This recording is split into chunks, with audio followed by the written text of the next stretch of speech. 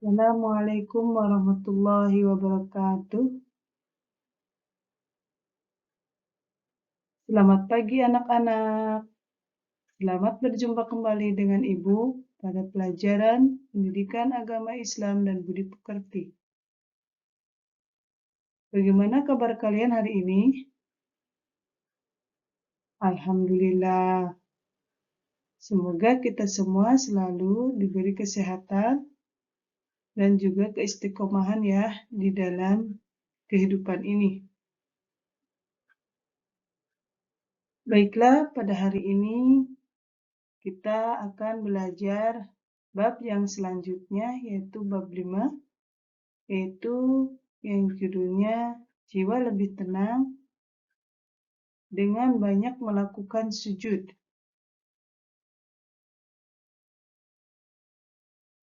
Pada hari ini, kompetensi dasar yang harus kalian miliki adalah melaksanakan sujud syukur, sujud tilawah, dan sujud sahwi sebagai perintah agama. 2. Menunjukkan perilaku tertib sebagai implementasi dari sujud syukur, sujud tilawah, dan sujud sahwi. 3. Memahami tata cara sujud syukur, sujud sahwi, dan sujud tilawah.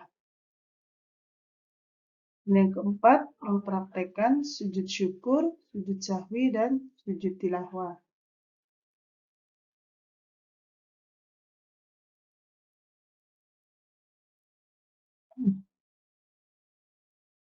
Adapun tujuan dari pembelajaran hari ini, yang pertama, kalian bisa membiasakan melakukan sujud syukur, sujud sahwi, dan sujud tilawah dalam kehidupan sehari-hari. Yang kedua, memahami tata cara sujud syukur, sujud tilawah, dan sujud sahwi. Dan yang ketiga, kalian dapat mendemonstrasikannya atau mempraktekannya, sujud syukur, sujud sahwi, dan sujud tilawah dalam kehidupan sehari-hari. Nah, itulah tujuan pembelajaran kita hari ini. Supaya lebih jelas materi tentang sujud syukur, mari kita bahas persatu persatu. Mulai dari pengertian sujud. Apa itu sujud, anak-anak?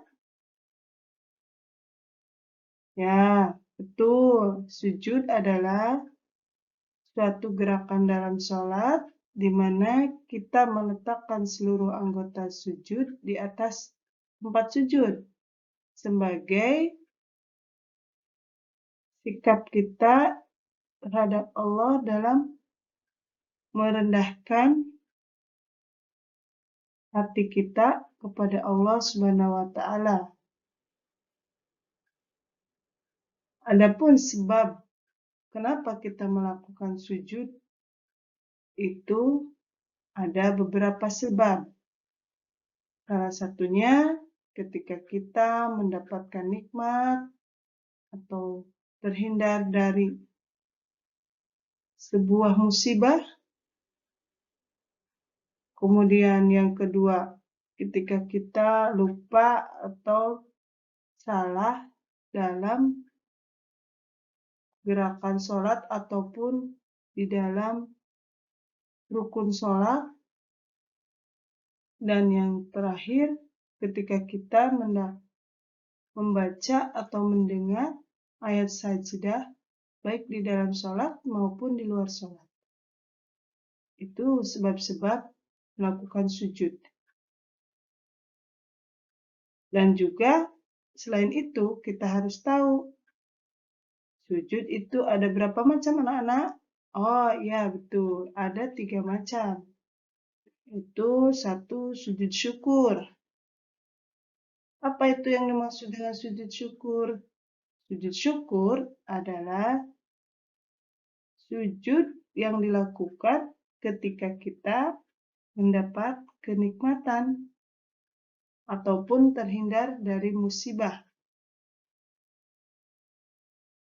Adapun sebab sujud syukur adalah satu, ketika mendapat nikmat dari Allah Subhanahu wa taala dan juga terhindar dari bahaya atau kesusahan.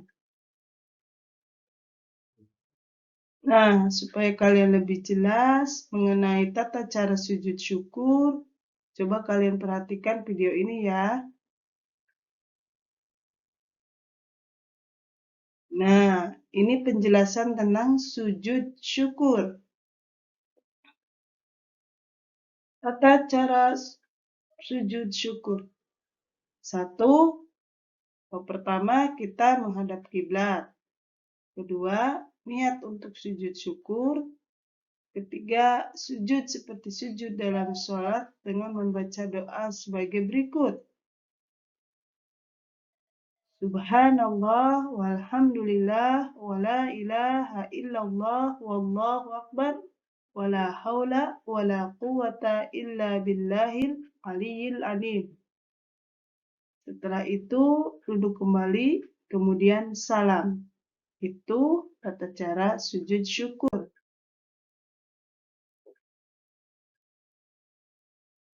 Adapun hikmah dari sujud syukur adalah satu, orang yang mendapatkan nikmat dan kelebihan kalau tidak berhati-hati dapat lupa diri, sehingga menjadi angkuh dan sombong.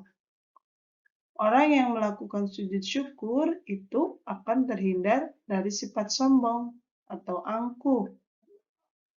Dua, dengan kita banyak melakukan sujud syukur, akan memperoleh kepuasan batin berkaitan dengan anugerah yang diterima dari Allah SWT.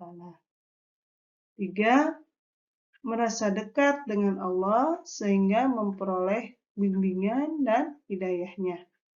Dan yang keempat, hikmah dari sujud syukur adalah memperoleh tambahan nikmat dari Allah dan selamat dari siksaannya.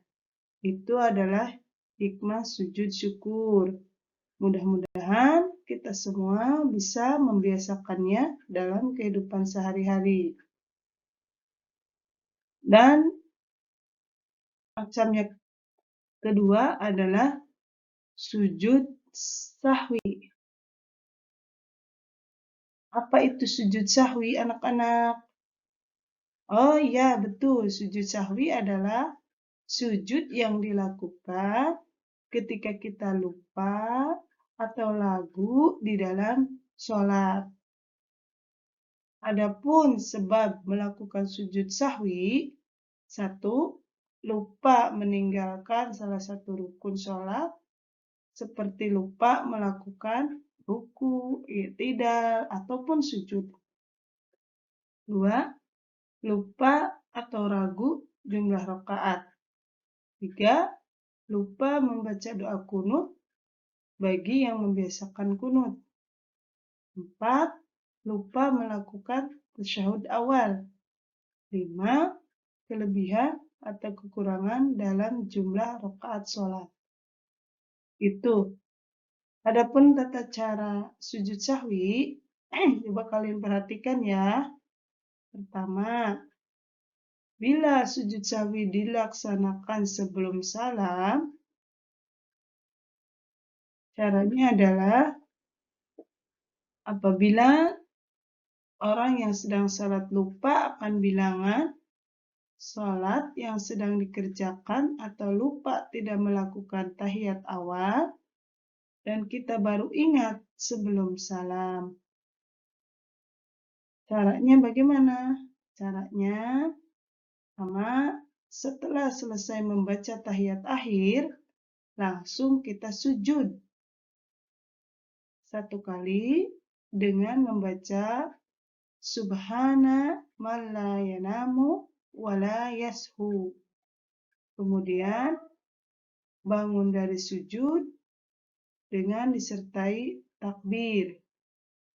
Kemudian duduk sebentar, lalu takbir, dan dilanjutkan dengan sujud kedua dengan doa yang sama seperti sujud pertama.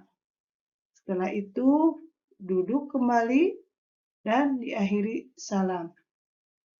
Itulah tata cara sujud sahwi apabila terjadi ketika sebelum salam.